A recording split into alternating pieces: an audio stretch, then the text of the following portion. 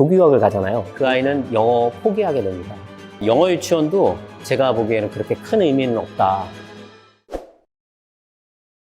어떤 분들은 조기교육해서 아이가 어리면 어릴수록 영어를 습득하는 게 훨씬 더 효과적이다라고 생각을 하는데, 실질적으로 언어를 습득하는 게 굉장히 늦어져요. 그래서 영어권 환경에서 계속 살아가야 되는 아이, 그러면 한국어가 중요하지 않잖아요. 그런 경우는 현지에서 내가 모국어가 영어가 돼야 되는 상황이 돼버리니까 훨씬 더 도움이 되는 거라서 그게 맞는데, 한국에서 만약에 영어를 공부하는 상황이다라고 하면 모국어가 안 된 상태에서 영어를 따라가는 게 아이한테는 언어 충돌이 와가지고 실질적으로 언어를 습득하는 게 굉장히 늦어져요. 저희가 그걸 보면서 느끼는 겁니다. 그래서 무조건 한국어를 다 떼고, 말하는 거야 기본적으로 어렸을 때부터 하지만, 읽고 쓰고 하는 것까지 다 기본적인 것들을 한 후에 그 다음에 조인하게 했습니다. 영어가 안 느는 첫 번째 이유는, 처음에 도착을 했을 때 아이가 되게 어려워하는 게 뭐냐면, 다 낯선 거예요. 친구들도 낯설고, 그 다음에 환경도 낯설고, 그 다음에 언어도 낯설고, 기본적으로 어울리는 사람들이 한국 애들끼리나 아니면 인터내셔널 애들끼리 어울리게 되는데, 사실은 인터내셔널도 거기 끼지는 거의 못해요. 그 국가에서 온 아이들끼리 움직이거든요. 그게 현실입니다. 그러다 보니까 영어가 안 늘죠. 두 번째 같은 경우는 그 한국 아이들끼리 같이 어울려서 카페 가고, 그 다음에 한국 식당 가고, 그 다음에 노래방 가고, 그럼 결국에는 아이는 공부는 언제 하나요? 공부할 수 있는 시간이 없죠. 그런데 한 번 해보니까 그게 너무 재밌어요. 그러니까 그거를 매번 하게 되는 거죠. 근데 그거를 누구도 통제하는 사람이 없어요. 부모님도 옆에 안 계시고, 가족도 옆에 없고.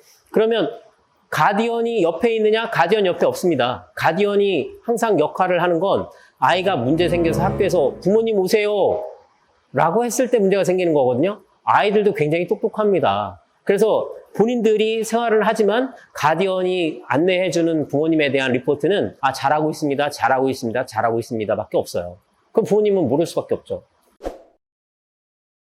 제가 보기에는 그렇게 큰 의미는 없다라는 생각을 하는 겁니다. 영어 유치원도 만약에 아이가 한국어를 정말 언어적으로 뛰어난 능력을 갖고 있어가지고 영어 유치원을 가기 전에, 예를 들어 4세, 5세 때 이미 아이가 한국어를 완벽하게 다 깨우쳤다라고 하면 아이가 영어 유치원을 갔을 때도 많은 도움을 받을 수 있을 것이라고 생각을 합니다. 그 아이들이 저희 학원에 와가지고 수업을 들을 때 아주 특별하게 잘하는 것이 있어요. 그 아이들이 발음이 좋아요. 유치원을 다니지 않고 한 아이들과 영어 유치원을 다녔던 아이들의 차이는 발음의 차이가 있어요. 근데 그 발음이 외국인들로만 영어 유치원은 다 이루어지다 보니까 실제로 이제 발음 교육을 많이 시켜주는 거죠. 그래서 부모님들은 제일 첫 번째로 보는 게 우리 아이가 발음을 어떻게 하는지에 대한 부분을 먼저 보시더라고요. 그런데 그거는 제가 보기에는 그렇게 큰 의미는 없다. 이유가 뭐냐면, 아이가 실제로 문장 구조가 어떻게 되어 있는지, 문장을 어떻게 쓰는지에 대한 부분을 모르고, 그게 한 1년, 2년 지나면 그때부터 보이기 시작하거든요. 그 전까지는 아이가 발음으로 그거를 다 커버해요. 다른 아이들보다 우월하다고 생각을 하거든요. 아이들도. 나는 발음이 너무 좋아. 그러니까 내가 훨씬 더 월등한 거야 라고 생각을 해서 아이가 거기에 우월감을 느끼고 있는데, 한 2년 정도 지나면 레벨 차이가 나기 시작합니다. 그때부터 아이가 실제로 습득하고 있는 어휘, 그 다음에 실제로 아이가 표현하고 있는 표현력, 이런 것들이 차이가 나기 시작하고요. 한국어를 정확하게 마치지 않은 아이들 같은 경우는 진짜 하기 싫어하거든요. 그 언어 실력이 향상이 안 되는 게 한 1, 2년 지나가잖아요. 그러면 그 아이는 영어 포기하게 됩니다. 결국엔 그 아이는 이 학원 저 학원 계속 돌다가 이제 중학생 시점이 딱 됐을 때 무슨 상황이 발생하느냐면, 한국 교육 시스템이 중학생이 딱 되는 순간 내신 준비해야지 이게 딱 되는 겁니다. 리딩, 그래머, 이것만 가지고 공부를 하는 거거든요. 그러다 보니까 그 전에 공부했던 것들이 부모님들이 생각하기에는 전부 다 필요 없어, 이렇게 돼버리는 거예요. 그래서 내신이 우선이니까 내신 준비로 돌아가야 돼. 그래서 그때 내신으로 돌아가니까 영어는 다시 정체 또는 회부가 돼가지고 결국에는 영어를 다 잃어버리고, 고등학교 수능 준비를 할 때도 거의 비슷한 형태로 가지 않습니까? 그래서 수능이 다 끝나고 나면 그때 가서 아이들이 명문대를 가는 아이들조차도 대학을 들어가자마자 바로 그때 다시 토익 준비를 시작하는 이런 전철을 밟게 되는 거죠. 유창해 보이잖아요. 가장 먼저 보여지는 게 발음이니까요.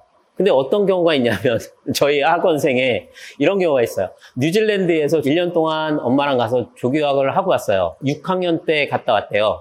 근데 지금 고등학교 1학년이거든요. 저희 중학교 3학년 말부터 저희 프로그램에 조인해서 IELTS 지금 준비하고 있습니다. 토익이랑 IELTS 준비하고 있는데, 근데 이 아이가 자기가 중학교 때 정말 영어는 제일 자신 있는 과목이었답니다. 근데 다른 과목들은 너무 싫었대요. 그래서 이제 어머님이 저희 프로그램에 와서 공부를 하고 시키고 계시는데, 그 아이가 저희 외국 선생님들한테 와가지고 발음을 엄청 굴리면서 이야기를 한 거예요. 근데 뉴질랜드 발음이 또 특이한 발음이 있거든요. 저희 선생님 중에 한 분은 호주 선생님이세요. 호주 선생님은 뉴질랜드 발음이랑 비슷하거든요. 그 이야기를 들으면서 제가 이야기하는 거에 대해서 무슨 말을 하는지 못 알아듣겠어 라고 이야기를 합니다. 그게 뭐냐면 발음만 생각하는 거예요. 발음을 뉴질랜드 사람들이 하는 발음처럼 본인이 계속 그거를 읊어내는데 얘는 맞지 않는 영어 표현을 하고 있는 겁니다. 이게 굉장히 중요한 부분이라고 저는 생각을 합니다.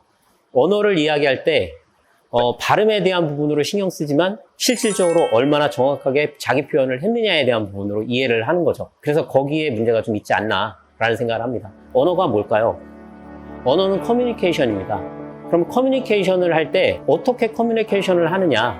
내가 갖고 있는 생각을, 이야기를 전달하는 거잖아요. 그걸 내가 어떻게 표현하느냐에 대한 부분만 차이가 있는 거라고 생각을 합니다.